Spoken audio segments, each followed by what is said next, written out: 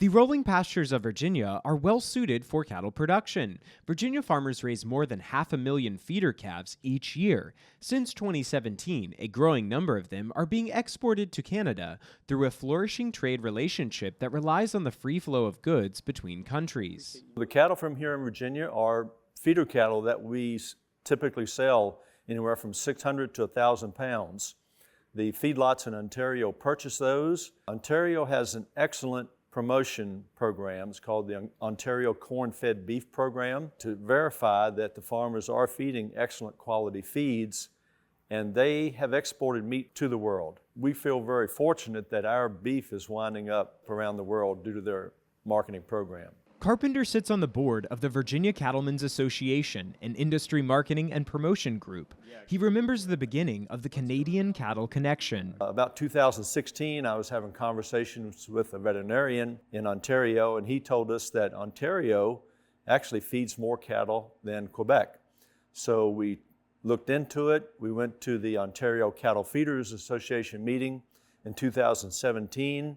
And they were not aware of the number of feeder cattle we have to sell from here in Virginia.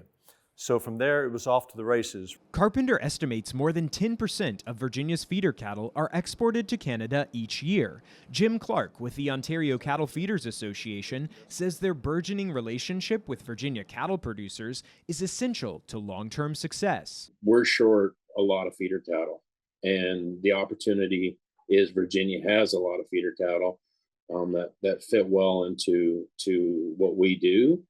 And that was one of the key parts there, was just to develop that relationship, and that relationship has flourished and continues to grow as we speak. The 500 cattle feeders Clark represents produce beef for a consumer favorite, the Ontario Corn-Fed Beef Program. All those cattle are on a balanced nutritional diet, and we believe that having a high energy ration helps facilitate the marbling of cattle and the producing of top quality beef. And corn has lots of sugars in it, and one of our successes been with the brand is the taste factor and the sweetness of the beef. The branded beef is sold throughout Canada and parts of the U.S., with some cuts being exported to foreign markets like Saudi Arabia and Japan. The motivation for Canadian producers to buy from Virginia is proximity. So a big thing a lot of people don't realize is we're only 10 to 15 hours away from these feeders. Our location actually gives us a tremendous advantage. A lot of the cow-calf operations in Canada are out west,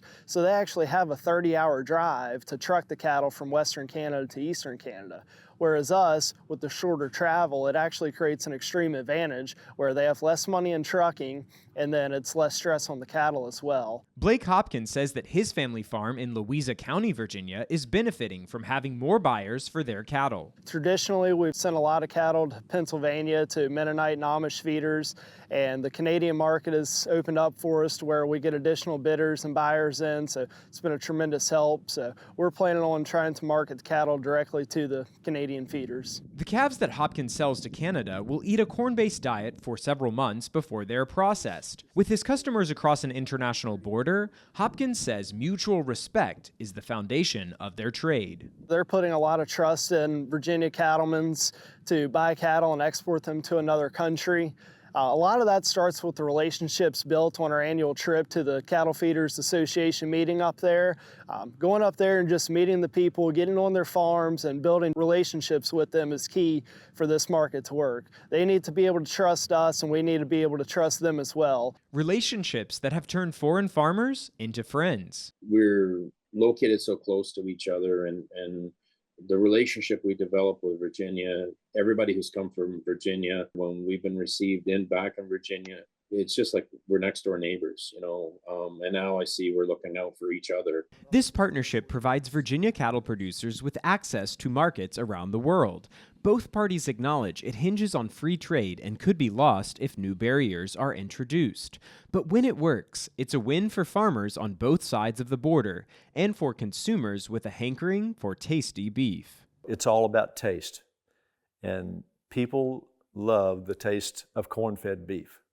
For Real Virginia, I'm Elijah Griles.